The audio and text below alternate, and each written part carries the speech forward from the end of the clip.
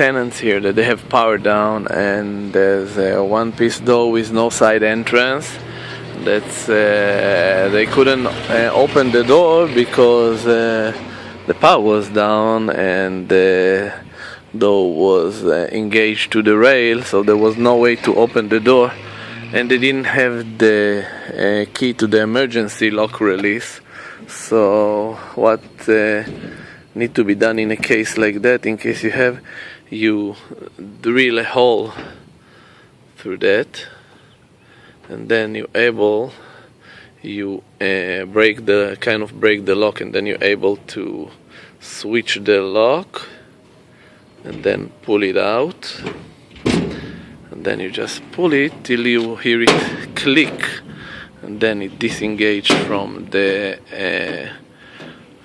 the rail, and then you're able to open the door manually. This is Rami with Orange Garage Door and Gates, downtown Long Beach. Hope you find it helpful. All the best. God bless.